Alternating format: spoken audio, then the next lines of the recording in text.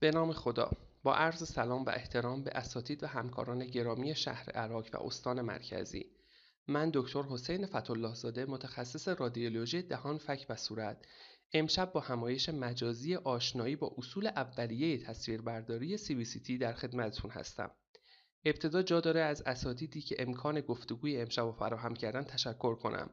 دکتر مومنی، دکتر بیانی، دکتر فلک‌الافلاکی و بقیه. صحبت‌های من طی 5 ویدیو حدوداً 10 دقیقه‌ای ارائه میشه و سعی میکنم حدالمقدور کلینیکی و کاربردی باشه. توی ویدیو اول اصول کلی CBCT رو میگم.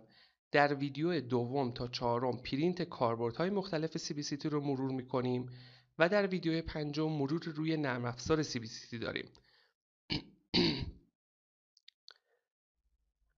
بعد از معرفی پانورامیک ایمیجینگ برای سالهای زیادی نوآوری خاصی توی زمینه رادیولوژی دندانپزشکی اتفاق نیفتاد.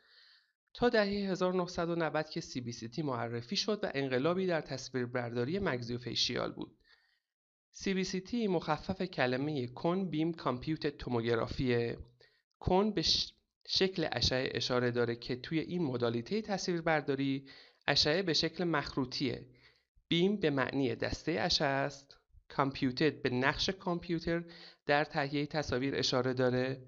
توموگرافی هم به نوعی از تصویربرداری اطلاق میشه که تهیه تصویر در حین حرکت انجام میشه. به صورت کلی تصاویر حاصل از اشعه X به دو دسته تقسیم میشن: پلین فیلم ها یا کانونشنال رادیوگرافی ها مثل بایتوینگ، پراپیکال، لترال سفالومتری که تو تهیه این تصاویر از هر نوع حرکتی باید اجتناب کرد تا تصویر واضح داشته باشیم.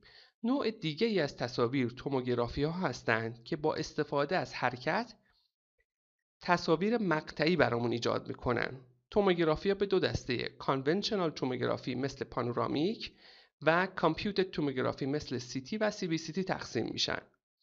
اولا CBCT نوعی از CT اسکنه که برای ناحیه فک و صورت اختصاصی شده.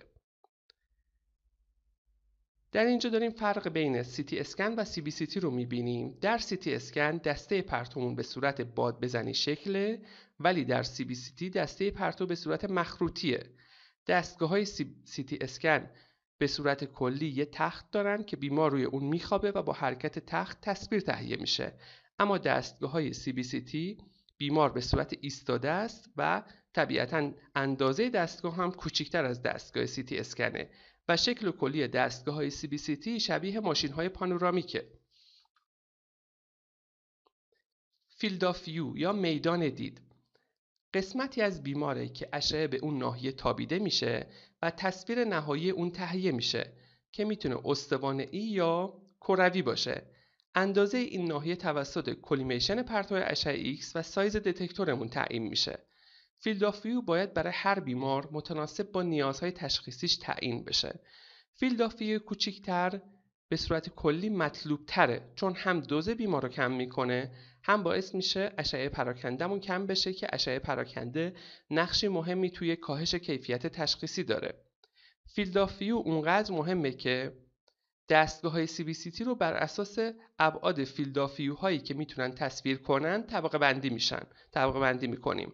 مشابه شکل دستگاه‌های یه شرکت رو داریم میبینیم که بر اساس فیلد آف ویوشون نامگذاری و طبقه بندی شدن. اسپشیال رزولوشن یکی از مهمترین مفاهیم مرتبط با کیفیت تشخیصی CBCT. این مفهوم به توانایی تصویر در آشکارسازی جزئیات ریز اشاره داره که به صورت اولیه به سایز پیکسل در دتکتور وابسته است. وقتی بخوایم یه چیز ریز مثل خط شکستگی رو تو تصویر ببینیم، دستگاه CBCT با پیکسل کوچیکتر توانایی بالاتری از دستگاه با پیکسل بزرگتر داره. مطابق شکل پیکسل های کوچیکتر اسپشیال رزولوشن بالاتری فراهم میکنن. توی دستگاه امروزی سایز پیکسل حدوداً 100 میکرومتره، به عبارت 1/100 میلیمتر سایز پیکسلامون حدوداً. در مورد مزایای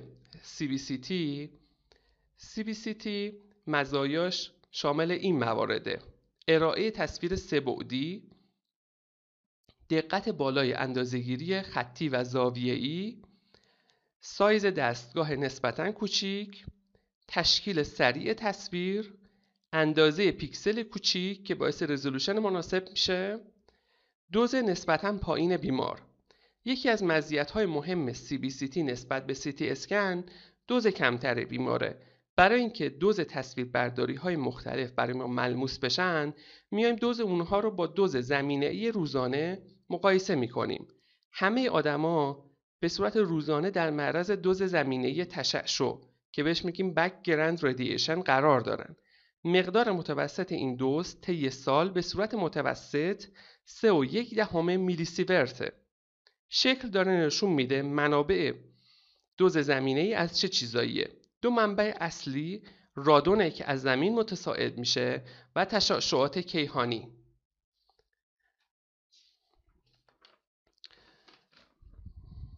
سه و یک دهم میلی سیورت سالانه معادل 8.5 میکروسیورت روزانه است. این مقدار ملاکی برای مقایسه دوز روش‌های مختلف تصویربرداریه. برای این اساس یک رادیوگرافی بایتوینگ خلفی حدوداً به اندازه 1 دوز زمینه‌ای روزانه اشعه به بیمار وارد میکنه. یک رادیوگرافی پانورامیک حدوداً معادل 4 دوز روزانه اشعه داره.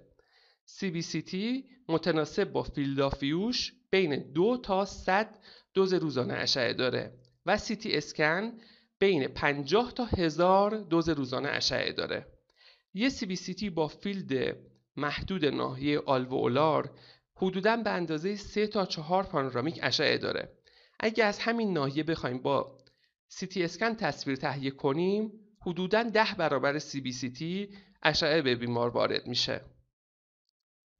در مورد محدودیت‌های CBCT، اولین محدودیت CBCT آرتیفکت ناشی از وجود اجسام رادیو اوپک مثل ترمیم‌های فلزی، کراون‌ها، گوتاپرکا و ایمپلنته.